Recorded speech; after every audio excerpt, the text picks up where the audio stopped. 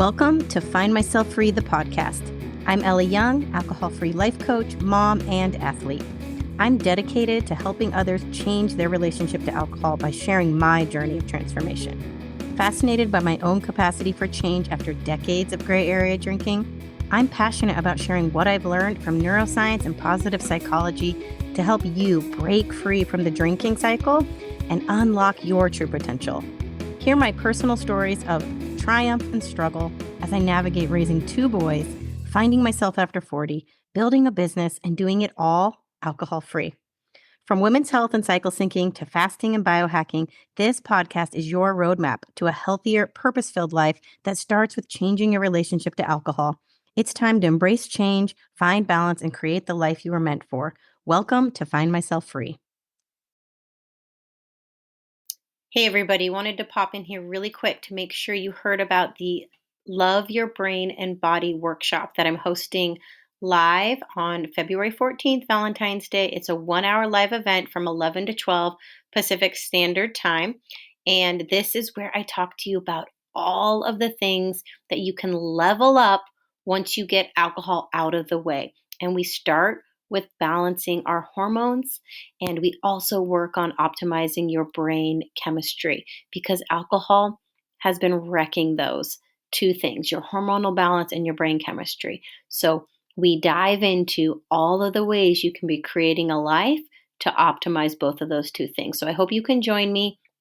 Go to my website and look for the Love Your Brain and Body workshop, and I hope to see you there.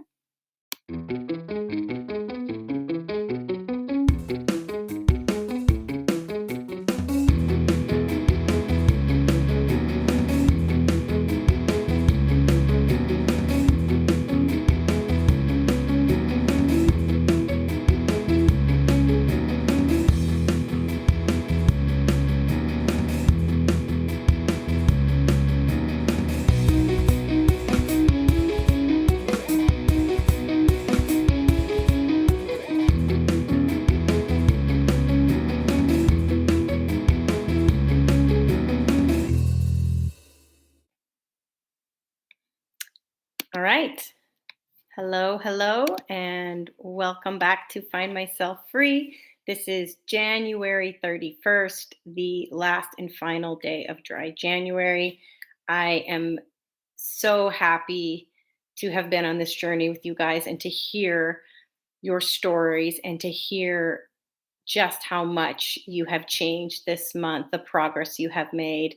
And even if you only reduced your drinking, that is progress that you should be proud of. The information that you have taken on this month, and we took on a lot. We did a lot of things. We uncovered all of the whys behind your drinking. We tackled those subconscious beliefs, those things that are driving your drinking behavior, and we dismantled them. Like, is it really true that alcohol helps with my stress and anxiety? Is it really true that alcohol helps me feel joy? And so we broke those down so that hopefully now when you go to reach for a glass, you question it a little bit more. Like, what do I really think alcohol is going to provide in this moment? And is that really true? Now, this was only 31 days, right? So there is a lot bigger road ahead of you to navigate if you are going to proceed with your alcohol-free life.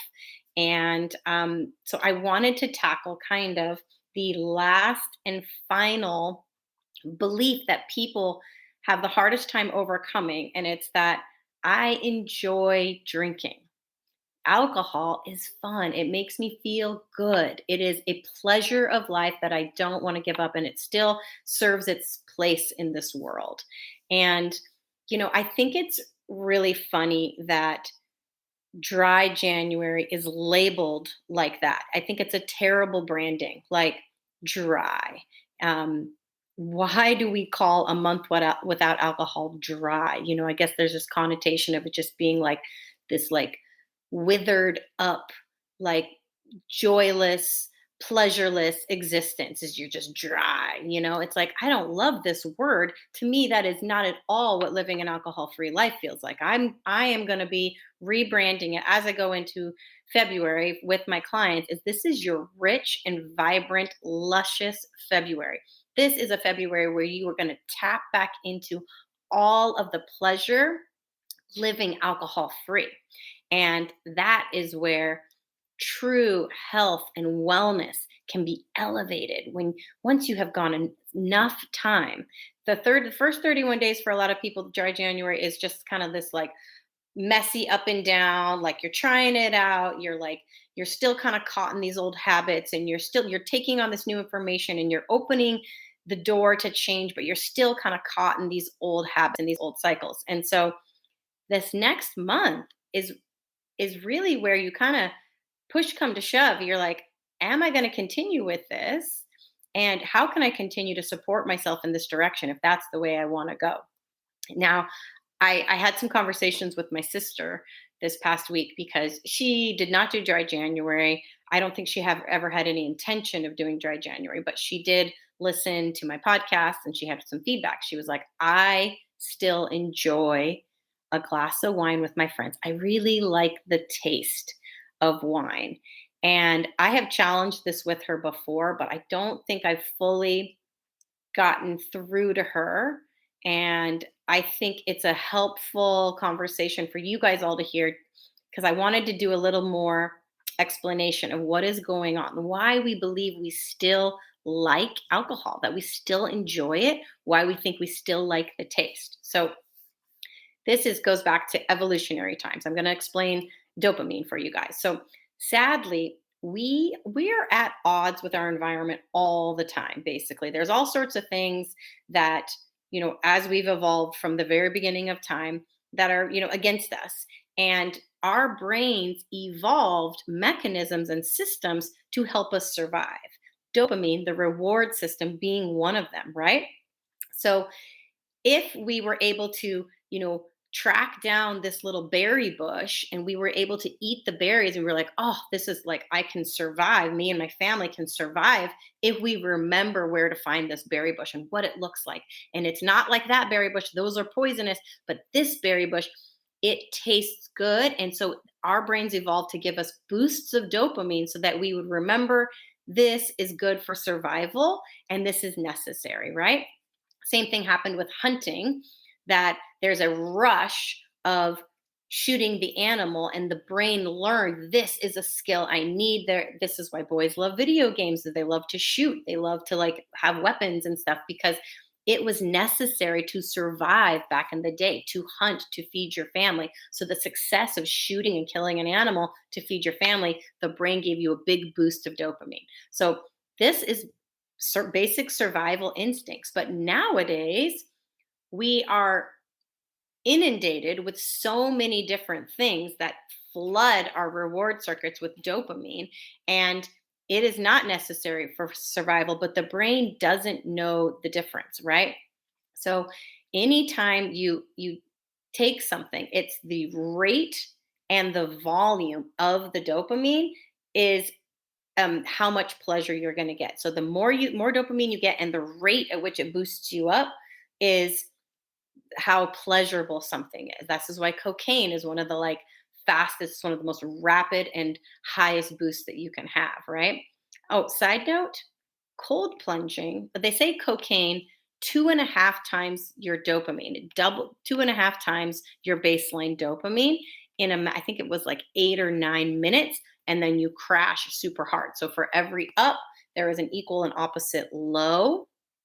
But cold plunging raises your dopamine also 2.5 times, but it does it over the course of 2 to 3 hours. So it's a gradual rise, and then and down, and you do not get the opposite low from that. And people ask me about this. Why when we naturally boost our dopamine with things like that, do you not get the same dynorphin effect that pulls you lower and makes you feel like crap afterwards, the way you would feel like after alcohol, drugs, too much sugar, too much processed, carbohydrate food like chips, pizza, all that kind of stuff?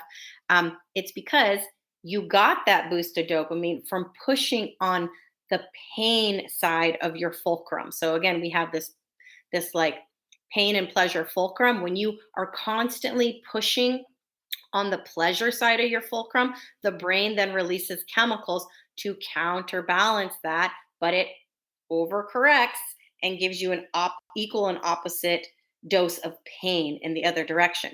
But if you do it the other way around with, like, let's say, exercise or cold plunging, you pushing on that discomfort, you're pushing on the pain lever, and your brain rewards you with a boosted dopamine and endorphins, a feel good chemistries to actually make you feel better and to correct for that. So that's why cold plunge exercise can give you really good feelings afterwards.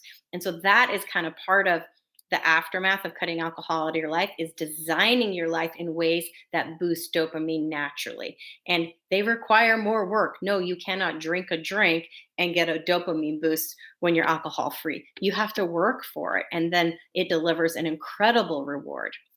And everything starts to feel better. All the little things, because you're no longer blowing your dopamine circuits out with the artificial highs of alcohol.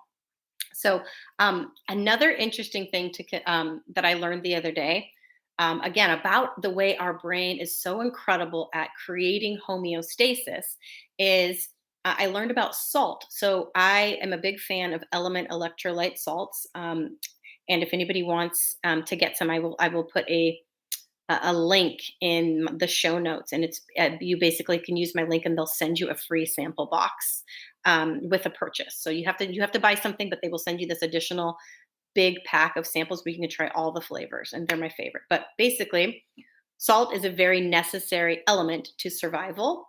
We have evolved to crave salty things when we are low in sodium, and so our body recognizes that our actual blood volume gets low, and then it releases hormones to signal craving for salty food. And it does this by actually making salt be as rewarding as like something like sugar. So we crave it, and it actually delivers a bigger dopamine boost when you finally get the salt that your body needs. And what it also does is it diminishes the amount of pleasure that you would get from other things. So in the brain, it is allowing you to prioritize seeking out salty things over sugar, over these other things, right? It's a survival mechanism, and it tones down the enjoyment of these other things so that you prioritize getting the salty thing. So I find that really interesting. That is a survival mechanism for salt.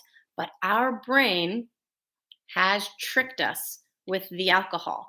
The alcohol gives you such an artificial high with the dopamine boost that the brain goes, whoa, we need this for survival. And so it sends you low with dynorphin, creating a craving for more of it. And that is how the cycle of an addictive substance works. You get such a crazy high, and the brain thinks, oh my God, we need this stuff. This stuff numbs our pain. It gives us an incredible boost, and it doesn't associate all of the aftermath with the alcohol. That is what the work of this month was designed to do, was to say, put those two things together, connect those ideas, like all of the shit you're feeling in your life is stemming from your drinking. Okay. And it takes connecting those thoughts, and you like, alcohol's helping with my stress and anxiety. Nope. Here's some science. It's actually making your anxiety and stress worse. Oh, alcohol helps me feel more joy. Actually, no, it's a depressant. It leaves you riddled with dynorphin, which is the opposite of endorphins. It keeps you low, it keeps you feeling uneasy, uncomfortable, and relatively like joyless in your life. It also, as you become more tolerant to alcohol, it creates tolerance for all things that could bring you pleasure in life. So that now the little things don't feel as good, and nothing is fun unless you're drinking. Damn, that's a heavy load. I don't want to feel like that anymore. And it takes repetition. It takes learning this information and hearing it in a variety of ways, and listening to quit lit books and listening to podcasts and continuing to hit yourself with this, because we are basically reverse conditioning all that all that we've been fed our entire lives about alcohol. No, it is not the elixir to life. So I want to get back to why we think we like the taste of alcohol and why we think we enjoy it so much. So we know already that it's giving us this high dopamine boost, right? However, when you're a kid, when you first try alcohol for the first time, you spit it out, right? My sister claims that she liked the taste of wine when she first tried it, which I think is bullshit. I still don't think that's true. I think if you had given her a Capri Sun and a glass of wine and said, which one do you think tastes better? Or even a soda, a Sprite, or even like Kool Aid, whatever it is you drink as a kid, there's no kid that's going to choose the glass of wine over the Capri Sun, right? Because it does not taste good. Humans are the only animal that drink alcohol voluntarily. You cannot give alcohol to an animal and like a bowl of it and have them choose to drink that. In fact, in all the studies they've done on rats and alcohol, they have to force feed it to them. They have to inject them with them until they become addicted to it for them to actually go and drink the alcohol laced water. So humans, the only reason we drink it is because we doctor it up with all this sugar and additives and whatnot so that it tastes tolerable to drink. And we think we like the taste. It is not the taste you like. It is the dopamine boost, the buzz you get, and your brain makes this association with it. And we call that acquiring the taste. Okay. There is an entire industry, the wine industry, around the taste of wine. Now, don't get me wrong. I think the wine industry is beautiful. Going to wineries, this idea of growing a fruit and fermenting it and the art of winemaking, it's a very, very beautiful process. And, but the actual purpose of wine tasting back in the day was because the wine could have gone bad. It could have turned into like a vinegar like substance. So the smelling and the tasting and the swirling around of the wine was to make sure the wine hadn't gone bad, right? And your body would recognize it. Oh, it's bad. I don't want to drink that. The same way that if you go to smell the milk in your fridge and you're like, oh, that's terrible. Let's toss the milk. I don't want to drink that. Your body and brain recognize this is bad for me, right? So again, well, the only reason we drink it is because we doctor it up with a bunch of sugar, put it in these fancy bottles, and then we tell ourselves, this is an expensive, fine bottle of wine. And look at this beautiful vineyard. And now we're going to taste it. And we're going to tell you that it's oaky. And we're going to tell you that it was made from these things and these ingredients and leather and earth and all the things, right? And we just eat it up. We're like, yes, this is a beautiful, beautiful bottle of poison. What it actually does to your body, it wrecks you. It doesn't matter how expensive it is, it doesn't matter how beautifully it was made, it is still a toxin, right?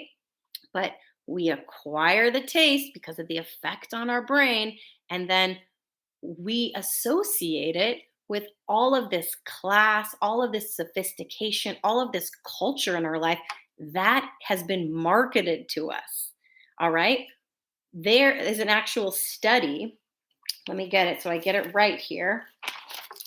The American Association of Wine Economists did a study of 6,000 wine drinkers, a blind taste test, and they found that they were unable to distinguish expensive wine from the cheap wine. And in fact, the majority claimed to prefer the cheap wine, that just blows my mind. And I think it's also very, very funny that this same company did a study a few years later, taste testing pate versus dog food, and that people couldn't tell the difference between the two.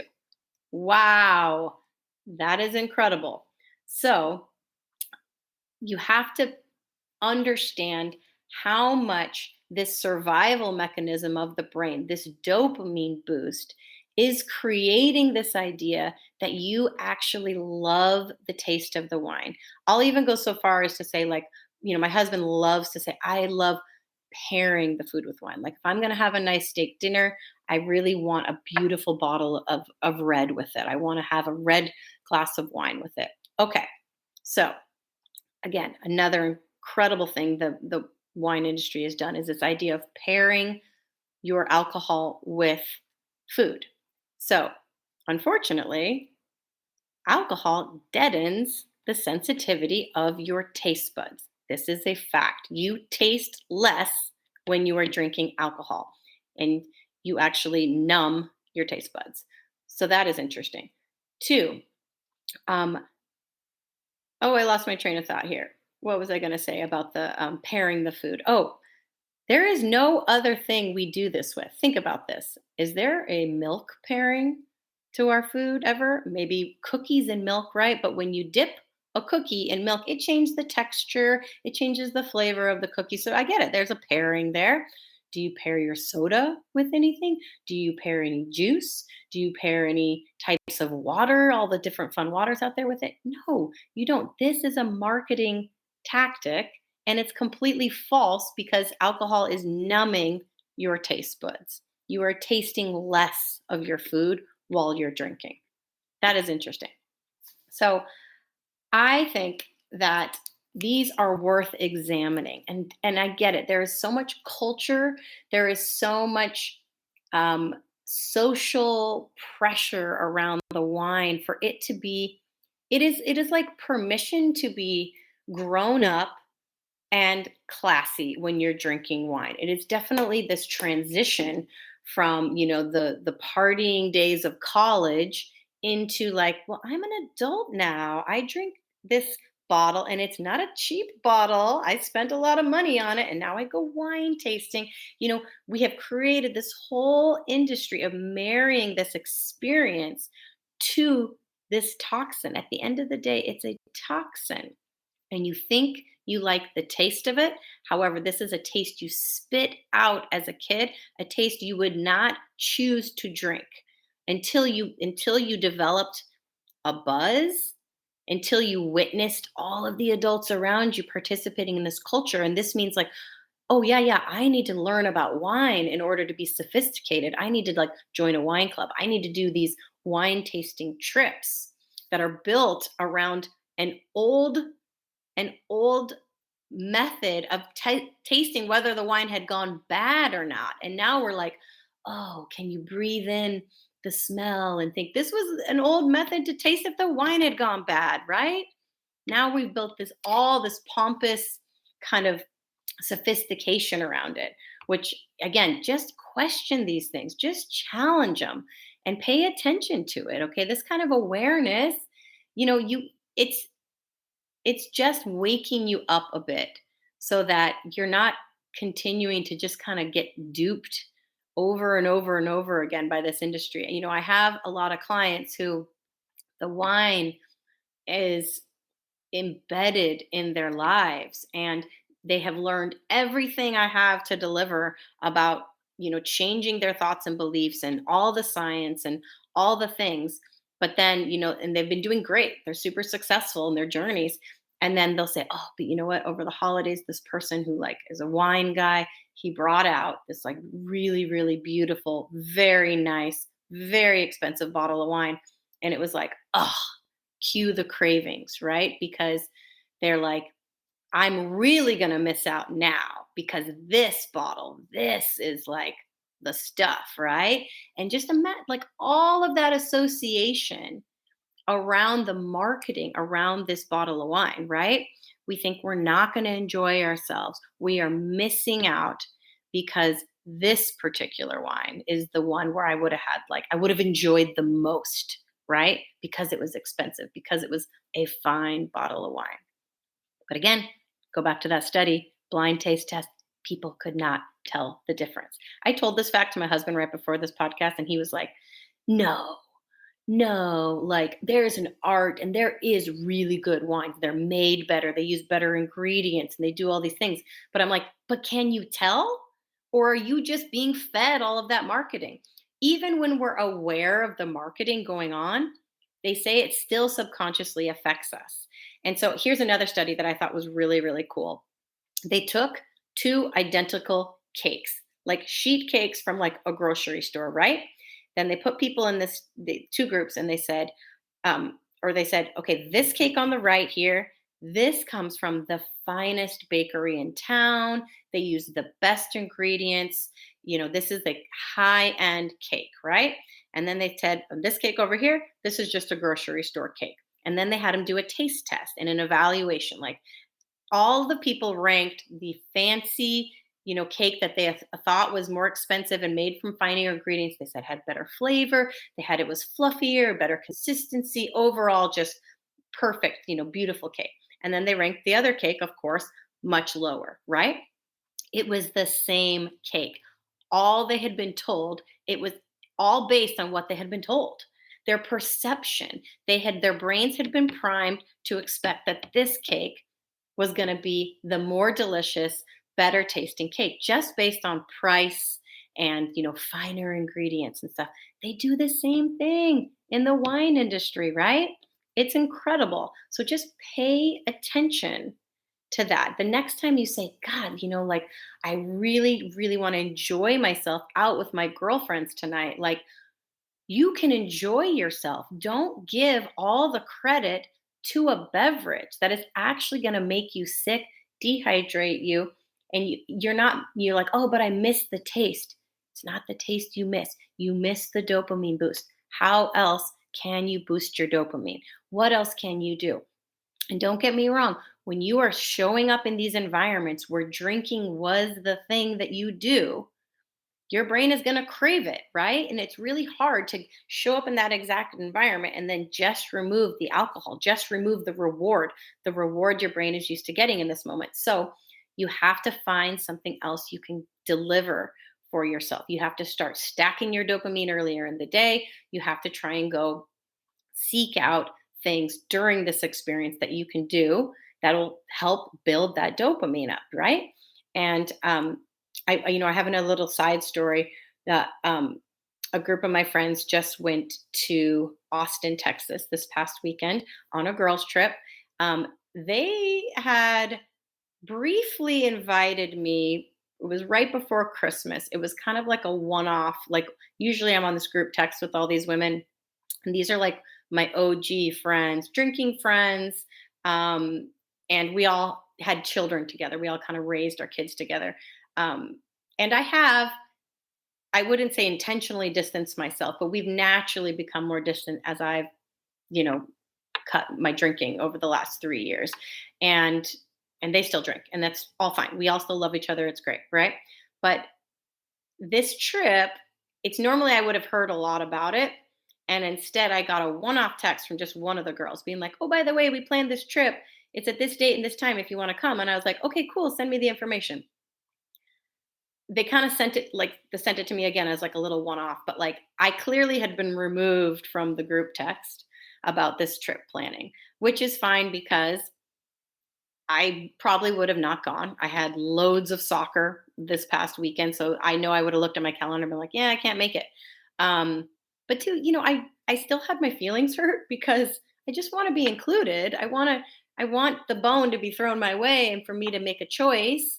And the thing is, I probably would have made myself feel guilty and about not going. And but there's a part of me also that's like, I know I can enjoy myself on these kind of trips, but I feel like deep down they didn't want me there. So this kind of stuff still comes up for me, you guys, almost 3 years out. Like I thought that like, gosh, this is a drinking trip for them. They went bar hopping. They wanted to go like out dancing and these things. And I think it's hard for them to maybe be around me doing what I do. And it's not like I'm just a sober person. It's like I am a coach and I have a podcast and I am helping other women. So it's always very, very top of mind with me. And I'm sure that creates a lot of subconscious evaluation of themselves constantly because no matter what, even if I don't say a word about it, it's like the standards I'm living by are really, really up here now. And it forces them to kind of look at their standards and evaluate themselves, even when they're not meaning to, even when I'm not meaning to be that person for them. So it still happened. And I didn't go on the trip and I didn't hear another word about the trip in this whole like month and a half that led up to them going on it, which I thought was interesting because I was like, oh, if they had really wanted me to go, they would have been like, hey, are you coming? Like, hey, we haven't heard from you. But I was clearly not on these group texts that were about the planning and the arranging of this trip. So that kind of hurt my feelings. But I heard from one of the girls today. We went on a long walk, and I heard about kind of what a not great time they had. They were trying to bar hop, and I wasn't there, so I only heard this from one of the girls. But that they were, constantly seeking that next good experience. It's like, hey, we're going to go have fun at this place. This place kind of didn't meet our expectations. Like, what about this place? Let's go to this next place and let's go to the next place. And they're constantly kind of seeking something outside themselves, something outside their experience to try and make the experience better. Right.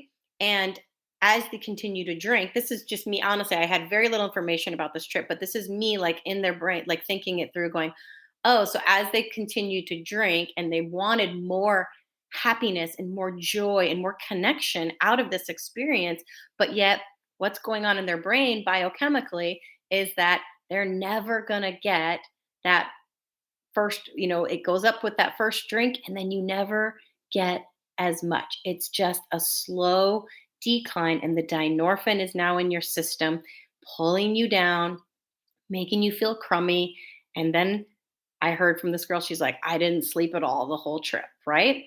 Yeah, that's what alcohol does. So you're taking this girl's trip, you're trying to go to a new place and experiencing new things, but what you did in that place was just drink, hoping to like have this fun, great experience with your girlfriends. But the alcohol did not enhance it for them. The alcohol brought them down. And I don't think they will ever make that connection unless I go and like explain it to them. And I don't think any of them listen to my podcast. So that is fine that I can talk about this and make some judgments about it. So I'm sorry if you are listening, but this is what I think about that.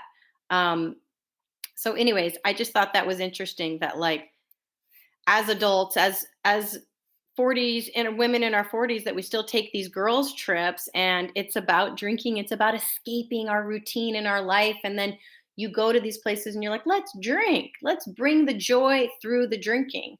And that isn't gonna do it.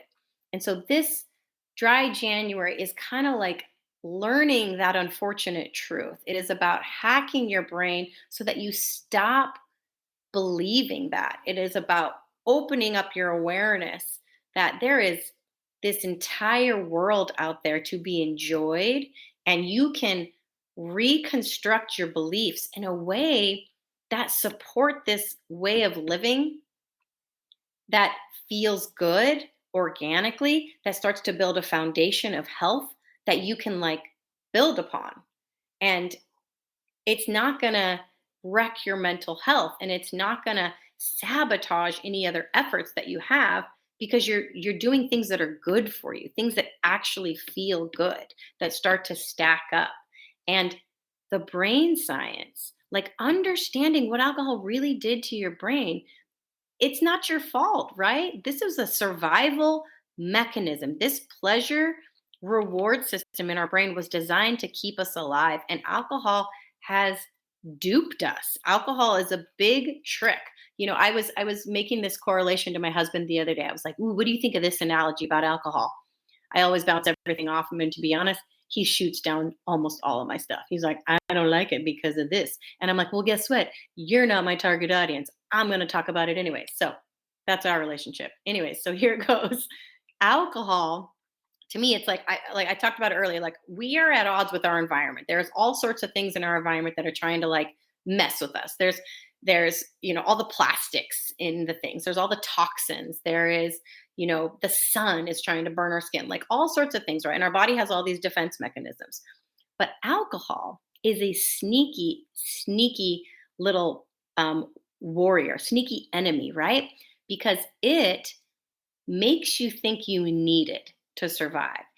It You get a taste of it and you're like, "Oh, this makes me feel good temporarily. It numbs my pain, it numbs my insecurities, it numbs my stress and my anxiety temporarily," right? But our brain is like, Give me more. This is great. And culturally, the entire world is doing it and celebrating it.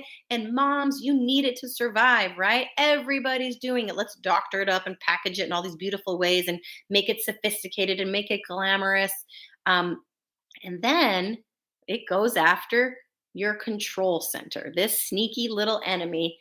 It dupes you. It's like a spy, right? It gets in there, it infiltrates you, and then it goes after your control center, which affects every health system in your body. It takes out your control center and it convinces you you need it.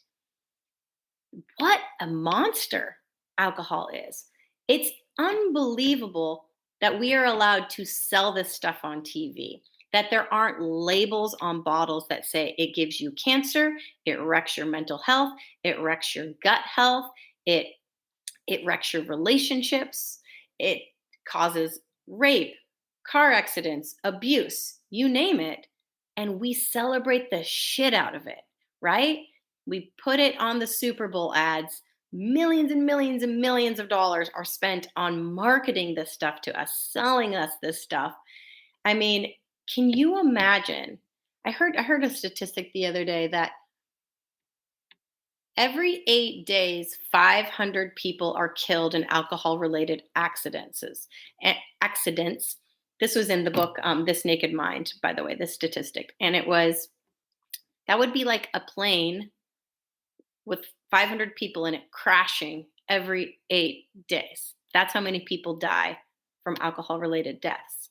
Yet we advertise it on TV constantly. Our kids literally can't go a day in their lives without seeing alcohol being celebrated culturally, like in front of them, whether it's in their own homes with the amount and volume that people around them drink, or whether it's on TV, whether it's on TikTok, YouTube, you name it, right? It is being celebrated. And of course, they're going to want to drink eventually. At some point, they're going to think, I'm an adult. Even though they told me not to drink and I have to wait for 21. But why is everybody else? Why do all the adults drink so much? Of course, I want to do that. Why would I want to avoid something that it seems like the entire world is doing, right? If it's so bad, why are they all doing it? That's the culture we are being raised in. However, I have some really exciting news that I heard also the other day. The the statistics around dry January came out, and I think it was that 44% of Americans um, attempted dry January. That's a lot of people. That's almost half the population. Not that they were successful at it, not that they made it all the way through, but it was on their mind. They attempted it. They wanted to do it. That is really, really encouraging news.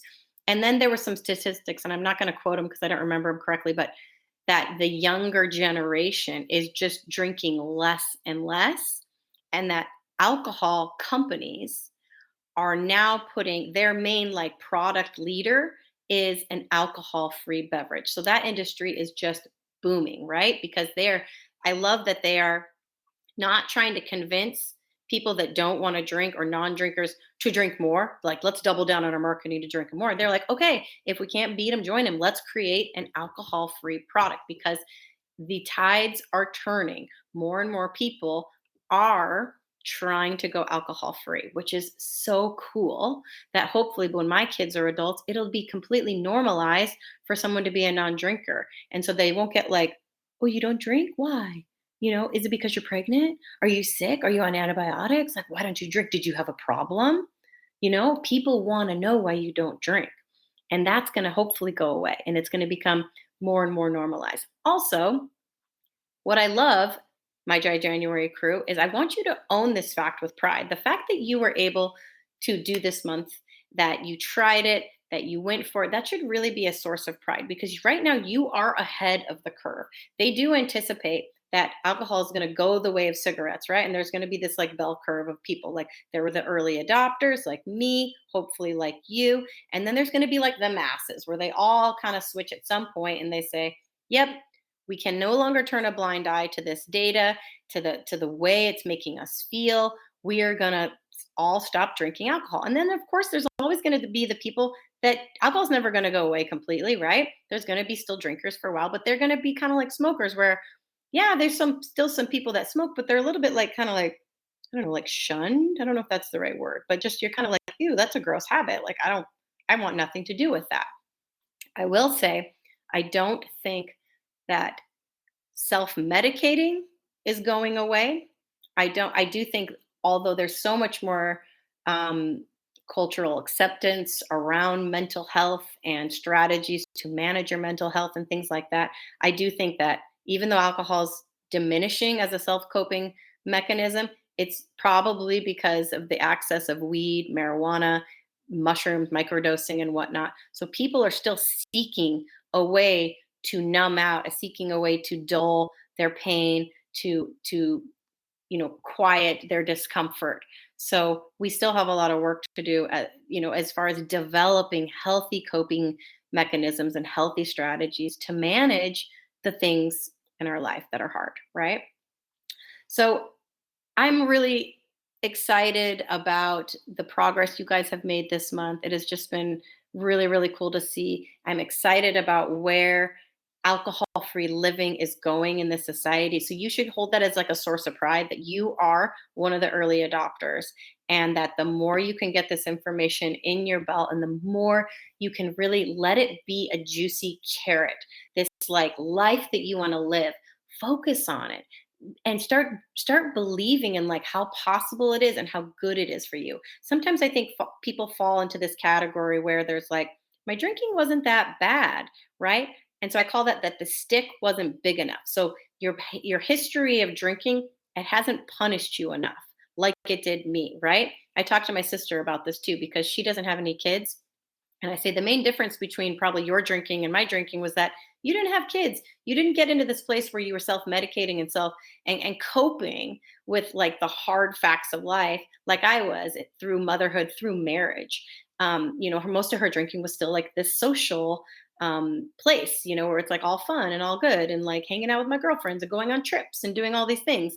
And I'm like, yeah, so you don't have the big heavy stick of like the darkness, perhaps, that of like this thing that punished you for a long time, and this like um cognitive dissonance of being like, I want to not do this thing, but I can't stop doing this thing. And why is that? And that place of living in that shame cycle was really, really painful. So for me, that kind of stick of going back to a life like that, it's pretty big. It's a heavy stick. So I'm like looking at my new life and I'm like, I will never go back there. The stick is big enough, right?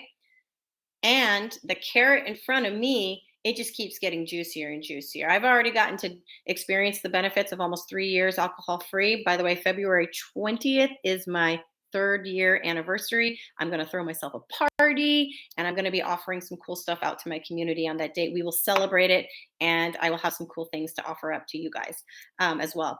But that juicy life in front of you. If you're like, hey, I don't have a big enough carrot, I haven't been punished enough by alcohol where I'm like, it hasn't been so bad, my drinking hasn't been that bad, then I really want you to focus on the carrot in front of you, just how much better life can be alcohol free. And that is actually something I'm doing in my next program that I'm going to do. It's a short and sweet 1 hour live event, February 14th. So it's Valentine's Day, and I'm calling it the Love Your Brain and Body event.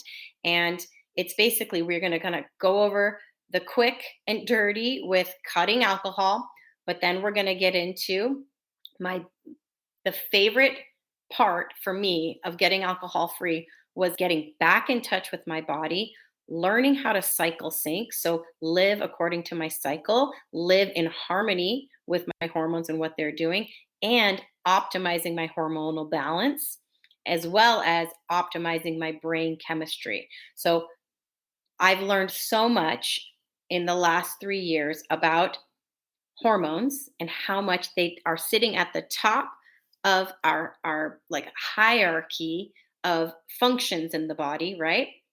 And as well as our brain chemistry. All of these are intricately tied to your alcohol use. So you really can't start working on hormonal balancing and brain chemistry balancing if alcohol is still in the picture, right? Because alcohol starts by wrecking those systems up in the brain. It also wrecks your gut. So literally, you can't make progress if you are still drinking. So I don't even take clients. A lot of people come to me and they say, "Hey, I'd love to work on my hormones with you." And I say, "Okay, what is your relationship with alcohol?" If they're still drinking, I'm sorry, I can't. We can't work together on your hormones until we get alcohol free first. And then we can do the other work. And that's where incredible growth and elevating comes in your health and wellness. And you have no idea how much better you can feel because you are so used to living the way you are living and letting wine be the highlight of your day, letting alcohol be the highlight of your week, your vacations, you going out with your friends and connecting. All right. When you can shift that mindset and you start rewarding yourself with actual incredible health, I mean, I have to tell you, my alcohol free life, it wakes me up in the morning and says, go get that sunrise.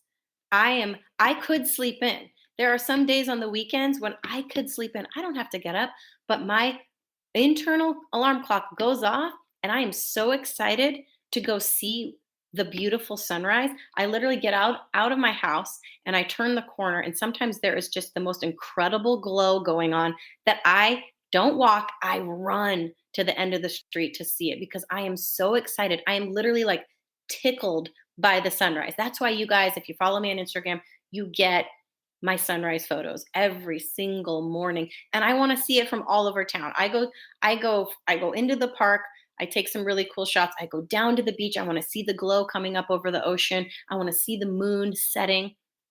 That is the reward for me now. Imagine that. You're like, "Oh, that's so lame." Like instead of drinking wine with your friends, you want to get up and see the sunrise? Yes. And guess what? It is 10 times better than any night out I ever had drinking. Sunrises are where it's at. Sunsets I love too, but I'm usually driving my kids around, so I only get them from the car half the time. But I want to tell you that is how I reward myself now. And it hits on all five of my senses in the most magical way because I am living now from a place where my brain is no longer numbed with a neurotoxin. I get to experience it in with all five of my senses. And that is a reward you should be after. That is a juicy carrot you should be dangling in front of you, this alcohol free life that everything can start to maximize and feel good again. Okay, so I hope you can join me for my Love Your Brain and Body event where I'm going to introduce a lot of these concepts that can come after you are alcohol free. It is something you can aspire to. You can learn a little bit about it and go be like, I want that. I'm in my 40s. I am 10 times healthier than I was in my 30s. My skin looks 10 times better. My eyes look 10 times more clear. I have a relationship with my body now that is so much healthier than I did when I was in my 30s. The way I exercise now is no longer coming from this place of like, I want to be skinny and I'm punishing myself for what I ate and I'm punishing myself for what I drank and I'm going to deprive myself of this food because I'm trying to course correct from all my bad behavior. It was so unhealthy, right? And it was so normalized too. Now I literally approach my diet and my food as I'm nourishing myself. I am feeding my body what it needs. I am giving my brain what it needs. I am feeding my hormones so that I can achieve optimal balance all month long.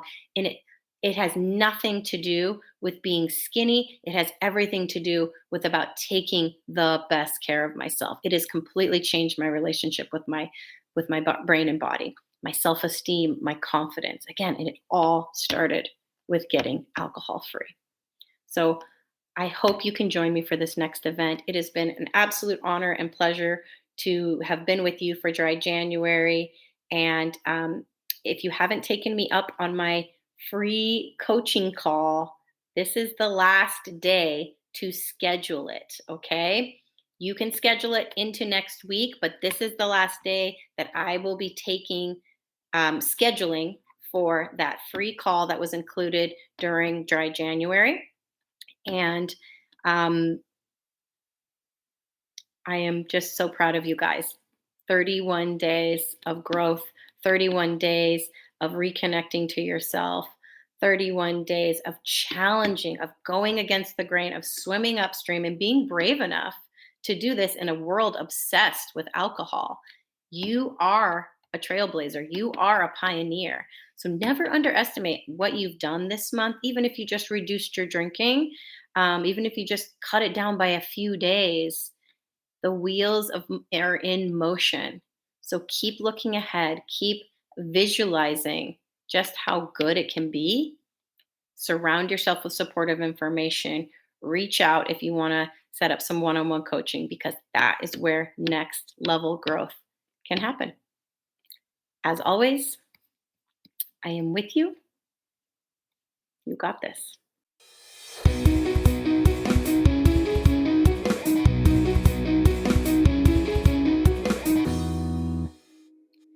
Hey, team. You've just listened to an episode of Find Myself Free. And if some part of this left you wanting more, if your curiosity has been piqued and your intuition is telling you, I'm ready for more, I'm ready to look at my relationship to alcohol and find out just how much it's holding me back, then check out my coaching offers at findmyselffree.com. For those ready to kickstart a change privately on their own time, I offer the Brave course, a 7-day program to shift your mindset around alcohol and connect with your future self. This is chock full of all of the information that was key to my transformation. If you're looking for additional support, I also offer one-on-one coaching.